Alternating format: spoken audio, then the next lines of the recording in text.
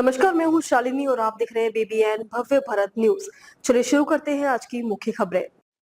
नेपाल के घटनाक्रम से सीमावर्ती क्षेत्रों में बदल रहे हालात, बढ़ाई गई सतर्कता। पड़ोसी देश नेपाल में जेन जी आंदोलन के बाद स्थितियां निरंतर बदल रही हैं। शुक्रवार को नेपाल में इमरजेंसी ला दी गई। इधर उत्तराखंड, उत्तर प्रदेश, बिहार और बंगाल में अशांत सीमांत भारतीय क्षेत्र में स्थिति सामान्य नजर आ रही है। नेपाल क्षेत्र में हालात सुधार देख लोगों ने घर से निकलकर आवश्यक वस्तुओं की खरीदारी की। इस बीच स्थानीय पुलिस के साथ एसएसबी लगातार सीमा पर सतर्कता बरत रही है। पड़ोसी देश नेपाल में जेन-ज़ी आंदोलन के बाद स्थितियां निरंतर बदल रही हैं। शुक्रवार को नेपाल में इमरजेंसी लगा दी गई है। इधर उत्तराखंड, उत्तर प्रदेश, बिहार और बंगाल में अशांत सीमांत भारतीय क्षेत्र में स्थिति सामान्य नजर आ रही है। नेपाली क्षेत्र में हालात सुधार देख लोगों ने घर से निकलकर आवश्यक वस्तुओं की खरीदारी की। इस बीच स्थानीय पुलिस के साथ एसएसबी लगातार सीमा पर सतर्कता बरत रही है। उत्तर प्रदेश के बहराइच, श्रावस्ती, बलरामपुर और गोड़ा में कड़ी सुरक्षा के बीच नेपाल सीमा से आवागमन शुरू हो गया है। नेपाल आर्मी और सशस्त्र प्रहरी बल के जवानों ने लोगों से शांति बनाए रखने की अपील की है। भारतीय सीमा पर स्थिति इमिग्रेशन चेक पोस्ट पर खड़े सैकड़ों मालवाहक वाहनों को नेपाल जाने की अनुमति दी जा रही है।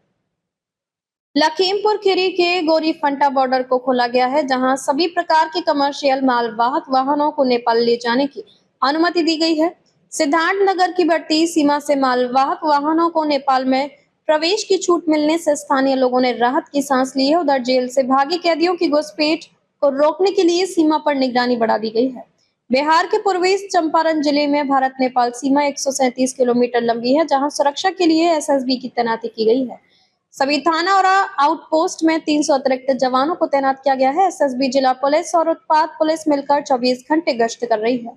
सीतामढ़ी में 90 किलोमीटर की सीमा है। नेपाल में आंदोलन के 5वें दिन भारतीय इलाके से आवश्यक सामग्रियों की खेप नेपाल पहुंचने लगी है, जिससे यहां संकट कम होने लगा है। राशन, रसोई गैस और दवा की खेप नेपाल में पहुंची है, लेकिन अन्य कंटेनरों की आवाजाही धीमी है। नेपाल सेना चौकसी कर रही है, जबकि रक्सौल में कंटेनरों की जांच की जा रही है। अररिया के जोगबनी और बॉर्डर पर लोगों को पैदल आने जाने की अनुमति है, लेकिन वाहनों का प्रवेश प्रतिबंधित है, जिससे 300 से अधिक ट्रक सीमा के बाहर खड़े हैं। बंगाल में पानी टंकी सीमा पर स्थिति सामान्य, सुरक्षा व्यवस्था की गई सख्त। नेपाल में अशांति के बीच बंगाल में दार्जिलिंग जिले के अधीन भारत नेपाल सीमा पर धीरे धीरे स्थिति सामान्य हो रही है। आवश्यक माल लदे जो ट्रक फंसे थे उनको नेपाल रवाना कर दिया गया है। भारतीय सीमा क्षेत्र से छोटे वाहन नेपाल जाने लगे हैं। सीमा के उस पार फंसे भारतीय भी लौट रहे हैं। 2 दिनों में 700 से अधिक भारतीय पानी टंकी सीमा से स्वदेश लौटे हैं।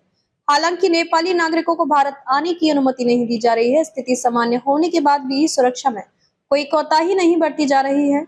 सिलीगुड़ी उत्तराखंड से सटे नेपाल के दार्चुला, बेतड़ी और आसपास के जिलों में स्थिति धीरे धीरे सामान्य नजर आ रही है।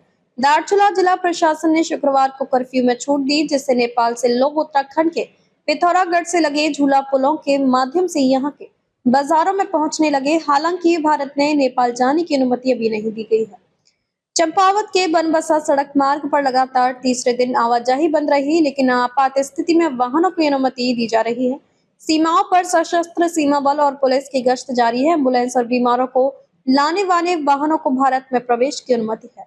उधम सिंह नगर जिले के खटीमा से लगे नेपाल के मेलाघाट और झनकैया क्षेत्रों में भी कड़ी निगरानी रखी जा रही है। तो अभी तक के लिए इतना ही। मैं शालिनी आपसे विदा लेती हूँ। अगली खबर में फिर मुलाकात होगी एक और खास खबर के साथ। तब तक के लिए बने रहिए BBN भव्य भारत न्यूज के साथ। नमस्कार।